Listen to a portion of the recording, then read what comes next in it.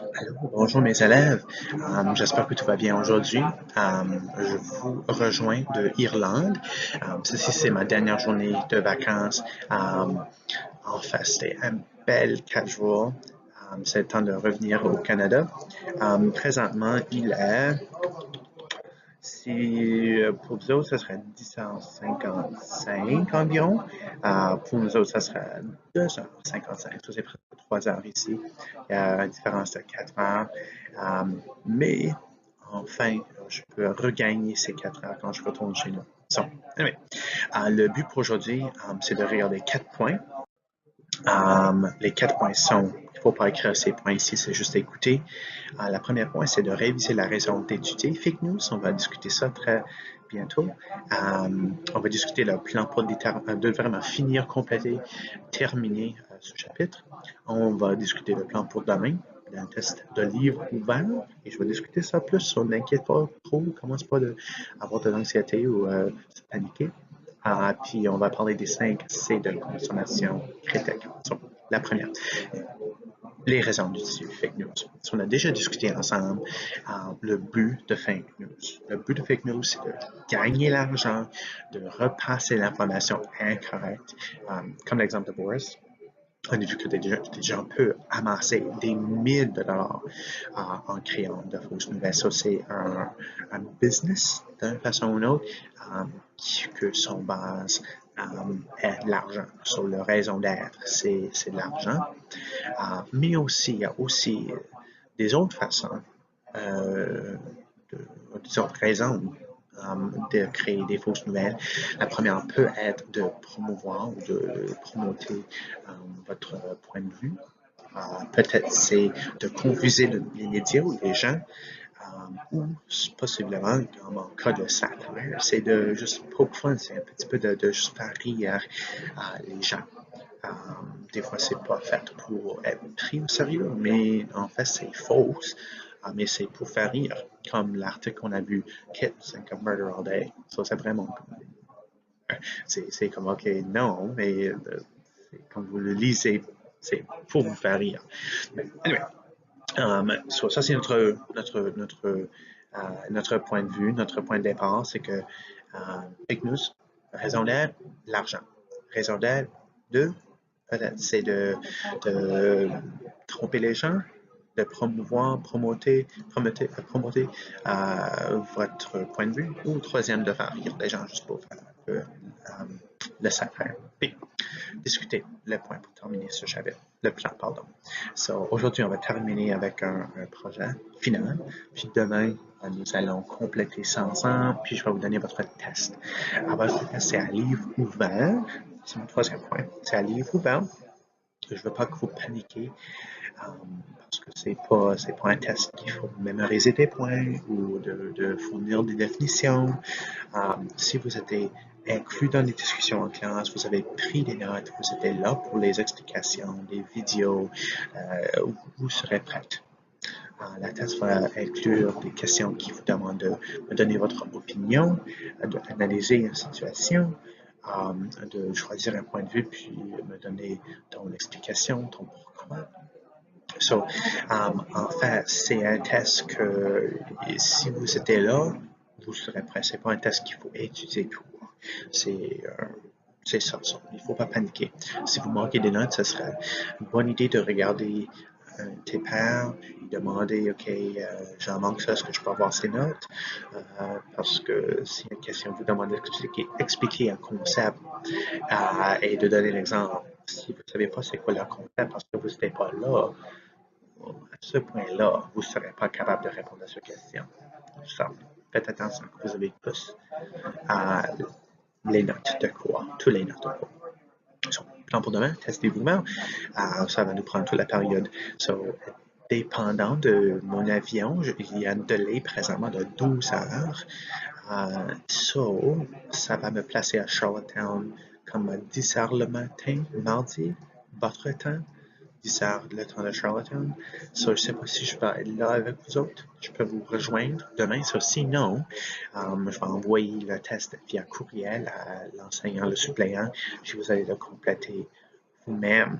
L'enseignant va avoir des tests, puis elle ou il va vous donner ce test demain. Puis finalement, les 5 seuils de consommation critiques. So, ceci, ça vient de John Spencer.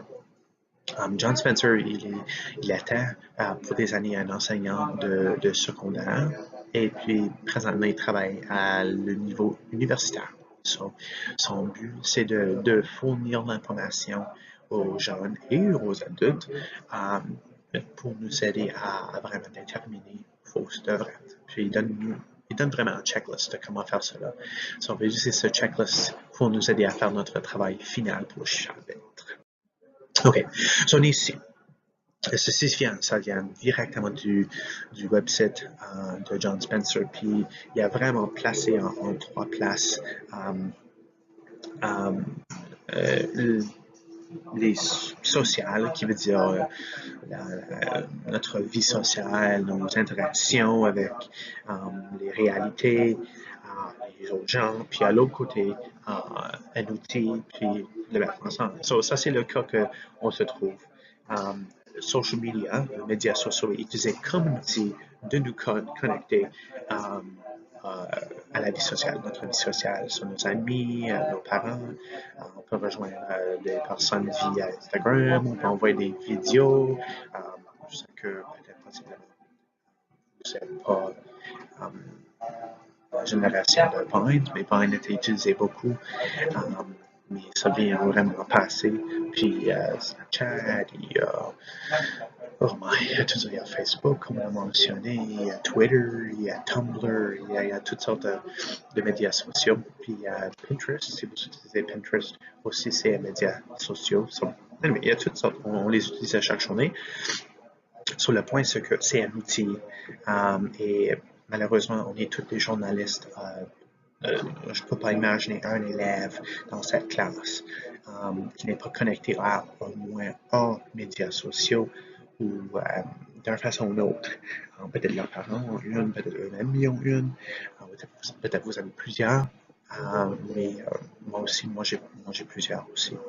So, nous sommes tous des journalistes, on doit vraiment être capable de distinguer les fausses et les vraies. So, je continue. Sur l'ELBC, c'est un Heritage Minute. Je ne sais pas si vous vous souvenez des Heritage Minutes. Ça vient des années 1990. C'était sur la télévision canadienne. C'est continué jusqu'à les 2000, mais tôt 2000. Et c'était des publicités qui encourageaient la littératie, l'éducation de l'histoire du Canada, de promouvoir des bonnes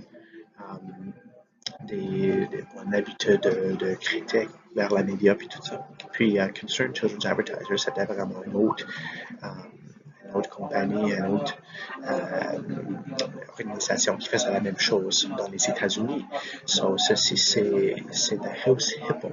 Et c'était fait pour vraiment faire penser à les jeunes à qu'est-ce qu'ils voient sur la télévision. So, juste regarde ceci.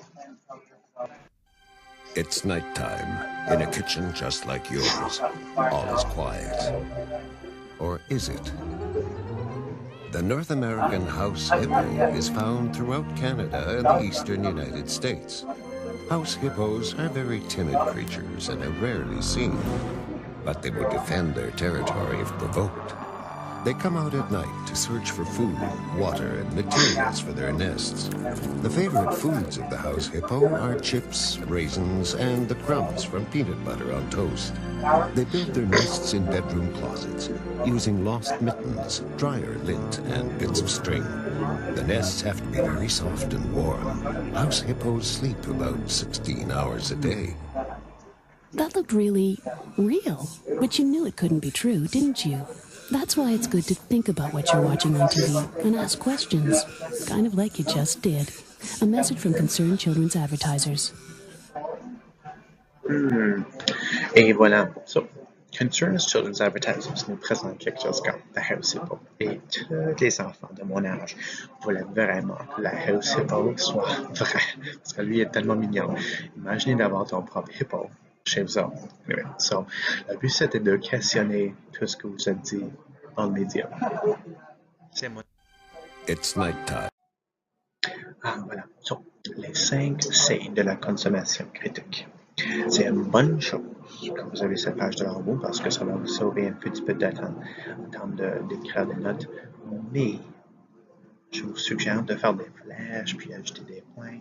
Par exemple, je pourrais faire comme ça, faire une flèche, puis écrire mon point ici en bas. C'était horrible de flèche. Puis j'ai mon texte ici. Peut-être c'est un exemple que j'ai utilisé. Peut-être c'est un point de clarification, mais ça serait une bonne idée de garder juste un code de notes parce que une question sur ce sujet va se trouver sur le test. Je vous dis 100%. Une question, peut-être plus qu'une question, sur la test va être au sujet de ce concept, les 5 C de la consommation critique. Les 5 C de la consommation critique. Ça. Anyway, première fois, contexte. So, regardez le contexte de l'article. Le contexte de quelque chose, ça veut dire sa ligne de temps ou son milieu. So, la première, c'est quand a-t-il été écrit? So, si un article a été écrit avant des changements, des développements, ou peut-être ça a été écrit avant l'événement elle-même, peut-être c'est juste une spéculation, il devine qu'est-ce qui va arriver, ou peut-être cet article-là, l'information est complètement changée. So, faites attention à ça. Quand est-ce que cet article a été créé? D'où est-ce que ça vient? So, on ne parle pas juste de website, mais on parle d'endroit géographique. So, si une histoire de Canada est venue d'Angleterre, ok, y a-t-il est-ce qu'on devrait questionner sa véracité, si c'est vrai ou non? Peut-être que oui. Faites attention que vous savez où ça vient, ces informations. Surtout si c'est quelque chose comme un autre pays ou un autre endroit qui est loin de l'histoire ou le sujet de l'histoire elle-même. Sauf ça, faites attention à cela. Les événements ont-ils changé? Est-ce qu'ils ont changé depuis que l'article a été écrit? So, ça, c'est le premier point. Est-ce que les événements ont changé dans la ligne de temps? Est-ce que les événements ont développé plus ou est-ce que quelque chose de nouveau s'est arrivé? Je ne sais pas ça, juste faites attention à cela aussi. 4. Y a-t-il de nouvelles informations qui pourraient changer votre point de vue? Ceci, c'est le contexte. Est-ce que c'est une histoire prise hors de son contexte, qui veut dire que est-ce que c'est juste l'information comme chambre d'écho, c'est juste la partie de l'histoire que toi tu voulais entendre? Est-ce que l'article est balancé? Est-ce que ça vous dit les bonnes puis les mauvaises? On parle souvent de Donald Trump puis ses grandes aventures-là dans les États-Unis puis ses drôles de décisions et des choses qu'ils disent, mais on voit que qu'est-ce qui est fourni pour vous? C'est qu'est-ce que tu voulais entendre? Si tu as un vrai préjugé de Trump, est-ce que l'information que toi tu dis est toujours la négative? Qu'est-ce qu'il a dit?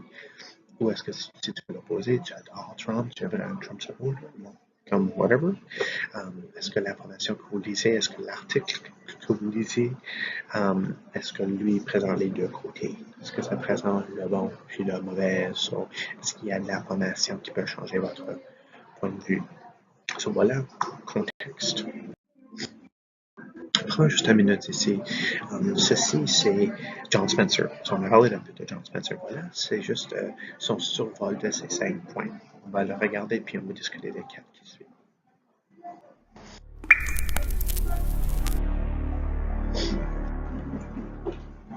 With digital tools, it is easier than ever to create, edit, and publish your work to the world. But there's a cost.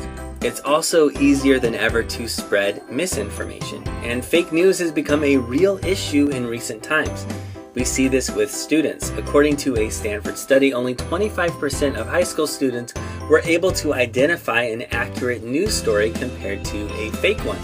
Students also had a hard time distinguishing between real and fake photographs, as well as authentic and staged videos. Researchers use the words bleak and dismaying to describe this. but it's not going away anytime soon, and that's a very real problem. So how do we fix it? Well, here's a 5-step process that I've used with students. A word of caution, it's not perfect and there are probably other models out there, but I thought I would share it just in case you might want to use it. We call it the 5 C's of critical consuming. Number 1, context. Look at the context of the article. When was it written? Where does it come from? Have the events changed since then? Is there any new information that could change your perspective? Number 2, credibility. Check the credibility of the source. Does the site have a reputation for journalistic integrity? Does the author cite credible sources? Is it satirical?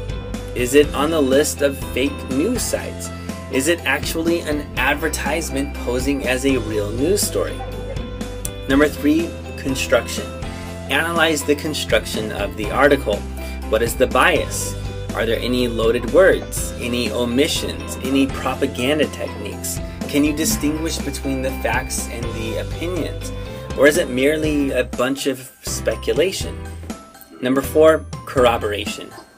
Corroborate the information with other credible news sources. Make sure it's not the only source making this claim, and if it is, there's a good chance it's not actually true. Number 5, compare. Compare it to other news sources to get a different perspective. Find other credible sources from other areas of the ideological or political spectrum to provide nuance and get a bigger picture of what's actually going on. When we teach students media literacy and they learn how to consume critically, they learn how to think critically. And critical thinking citizens are good for democracy. And that, well, that's good for everyone.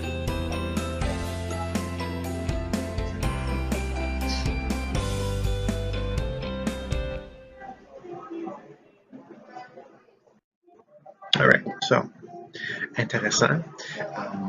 Tout ça, c'est juste son survol de les 5 points. Et je crois qu'il fait un bon point vers la fin.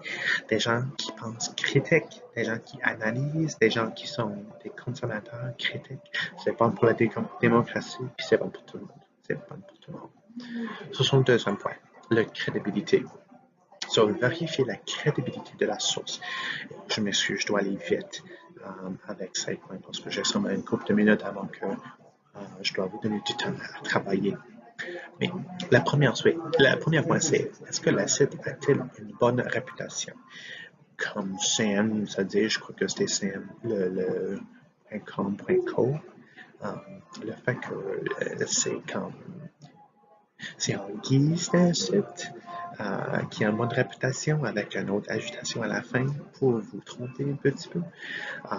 So faites attention à ce que vous lisez de websites comme google.com ou yahoo.com ou theguardian.com versus quelque chose comme birdsjournals.com. Est-ce que tu connais la source ou le site web? Est-ce qu'il y a une bonne réputation? L'auteur, est-ce que l'auteur a des sources? Comme on a vu dans l'autre vidéo, il y avait une source, il y avait des sources à la fin, il y avait une façon de montrer, ok, ça c'est où l'information c'est tiré d'eux. So, est-ce qu'il y a des bonnes sources? Quand vous allez au Wikipédia, vous pouvez voir des grands articles, mais à la fin, il y a toujours des sources. Et dans le texte, vous pouvez cliquer sur un mot ou un petit numéro à côté d'un mot, puis ça vous donne la source de cette quotation, cette information-là. So, est-ce qu'il vous donne des sources? Est-ce qu'il dit que ceci vient de ou est-ce que ça vient de ça, ou est-ce que ça vient de cela? Est-ce qu'il y a des bonnes sources? Même si c'est un bon website comme Google ou comme The Guardian, comme nous avons, Journal Pioneer, est-ce qu'eux, ils obtiennent la bonne information? Ou est-ce qu'eux, ils ont obtenu cette information? Est-ce qu'ils ont des bonnes sources?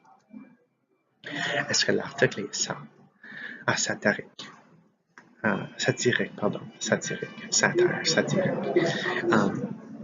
Vraiment, je ne sais pas comment placer les nouvelles satiriques, surtout parce qu'ils sont faits pour faire rire les gens. So, normalement, c'est écrit sur la website, ça dit, OK, c'est website satirique.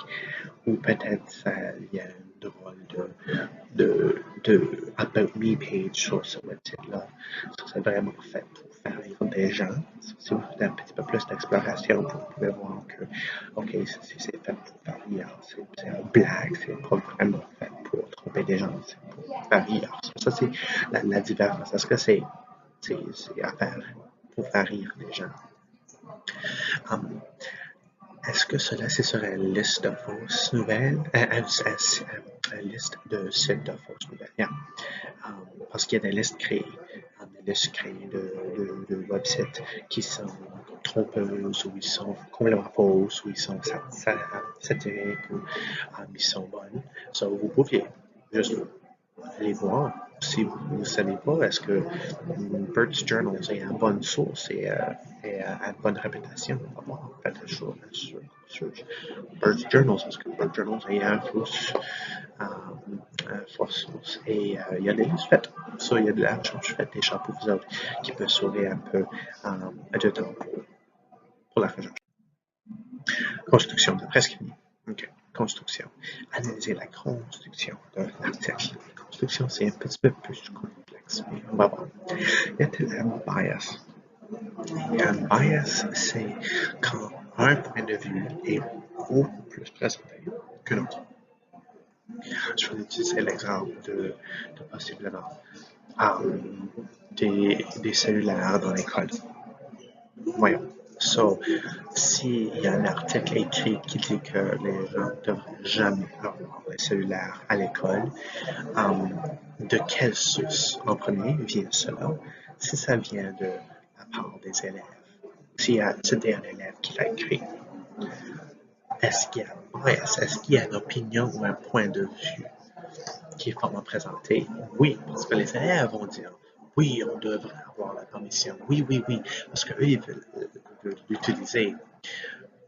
Mais à l'autre côté, si c'était les enseignants qui disaient OK, non, tu ne devrais pas les utiliser. Puis eux, ils ont écrit un article. Est-ce qu'eux, ils ont un bias aussi? Oui, parce qu'ils ne veulent pas les portables, ou ne veulent pas les cellulaires dans la classe parce que c'est distrayant. So, il y a un bias les deux côtés. Oui, so, assurez que ça vous donne les faits avec les opinions et pas juste les opinions. Si c'est juste les opinions, alors faites attention. Ce serait peut-être pas une bonne source d'information. Y a-t-il des mots chargés? So, y a-t-il du bait? Y a-t-il un manchette, un headline qui est never, or always, or comme j'ai vu juste sur Internet la couple de journées passées, c'était baby formed loose parts ou quelque chose comme ça. C'était vraiment vieux, mais c'était comme un vrai horror story comme Frankenstein, mais c'était pour vraiment avoir des mots chargés, c'était d'encourager une réaction comme ew, disgusting, or what the heck, comme ça, c'est toutes des bonnes réactions. Si l'article peut vous faire réagir de bonne ou à mauvaise façon, vous avez, so, ça c'est qu'est-ce qu'ils cherchent à faire, surtout des rumor mills qui font créer des rumeurs juste pour vendre des copies de leur revue. So, y a-t-il des mots chargés? Y a-t-il des techniques de propagande? So, propagande, c'est normalement une histoire qui vient du gouvernement ou d'une organisation qui est BM.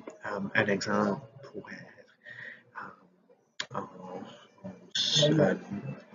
Corée du Nord, North Korea. Vraiment le chef du pays, lui, il laisse pas les gens écrire des articles ou présenter un film ou des émissions de télévision sans avoir la permission du gouvernement, d'assurer que le message n'est pas l'opposé que qu'est-ce qu'ils veulent. Si le gouvernement veut pas que les gens vont sur Facebook, si toi tu fais une vidéo disant que le gouvernement est mauvais et il prend trop de nos libertés. Bon, guess what? Le gouvernement va tourner le bord, puis ils vont t'attaquer parce que toi, tu n'as pas de permission d'avoir cette opinion-là, de présenter cette opinion. So, ils veulent un message, ils veulent que Facebook c'est mauvaise ou whatever. Et ça, c'est leur message. Ou est-ce que c'est vraiment c'est ce type de matériaux présentés? Puis, vous pouvez distinguer entre les faits et les opinions. Est-ce que dans l'article, il vous dit this is my opinion, ça c'est mon opinion, ça c'est les faits, ça vient de ce source?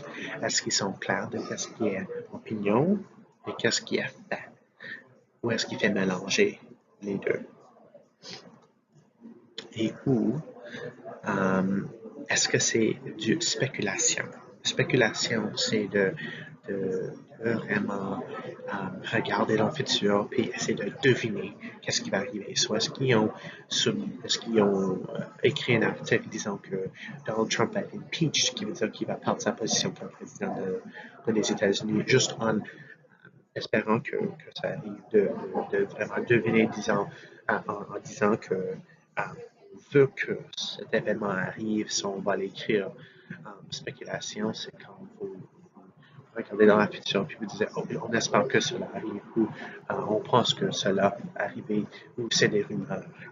Ça peut être on pense que cela s'est arrivé, on pense que Angelina Jolie puis Brad Pitt ont eu un divorce, ok, mais on ne sait pas vous pour vrai, on soupçonne que cela s'est arrivé. So, est-ce que c'est juste une rumeur, est-ce que c'est une devinette, est-ce qu'on soupçonne ou est-ce que c'est basé sur les faits? Corroboration. 4, il y a 105. Okay. On est presque là. Corroboration. Corroboration, c'est est-ce que c'est la seule source des faits? Est-ce que ceci, c'est la seule source qui dit que ceci, c'est vrai? Ou est-ce qu'il y a plusieurs sources qui disent ça? S'il y a plusieurs sources qui disent la même chose, ça ajoute à sa crédibilité. S'il y a une source puis des autres sources qui disent différentes choses, ça mine à sa crédibilité. Est-ce que c'est vraiment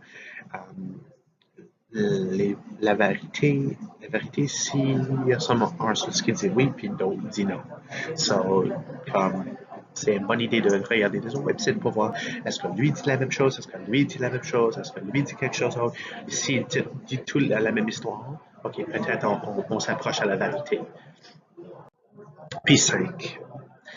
Comparer, s'il vous plaît, comparer à d'autres sources d'informations pour obtenir des perspectives différentes.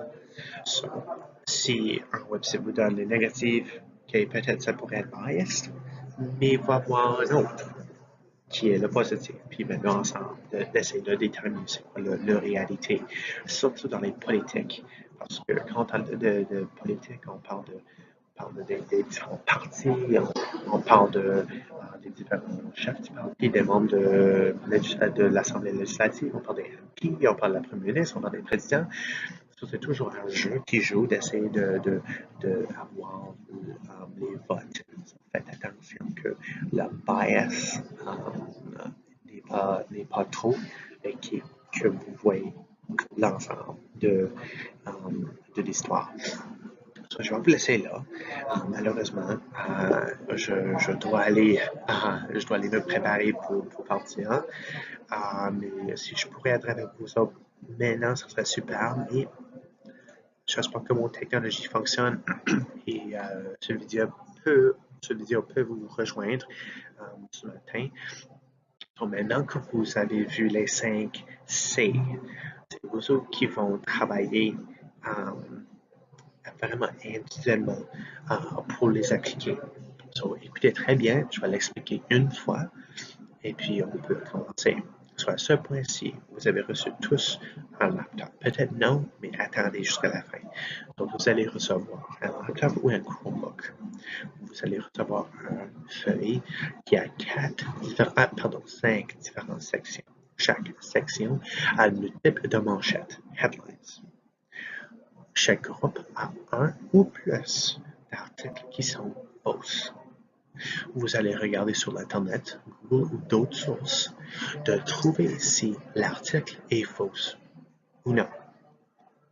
Après que vous avez déterminé si c'est faux ou non, vous allez me dire comment vous avez identifié cela. So, sur la feuille, il y a les 5 C. Vous allez me dire de quel point, est-ce que c'était en premier quand vous avez fait, disons, vous avez comparé deux sources numéro 5. Et puis c'est là que vous avez déterminé. Ou peut-être c'était pendant que tu faisais le contexte. Tu as trouvé que le contexte, ok, non. Peut-être tu as recherché son crédibilité et c'était pas crédible. So, tu as mis, ok, c'était sa crédibilité qui m'a dit que c'était une fausse nouvelle. Ça peut être n'importe quelle de les 5, mais vous allez indiquer laquelle que c'est. Tu vas l'encercler, ou mettre un check, ou le surligner, ou quelque chose qui m'indique qu'est-ce que vous avez, laquelle tu avais indiqué. Après que vous avez déterminé laquelle est fausse, la deuxième partie de la feuille, ça c'est où tu vas m'expliquer tes étapes.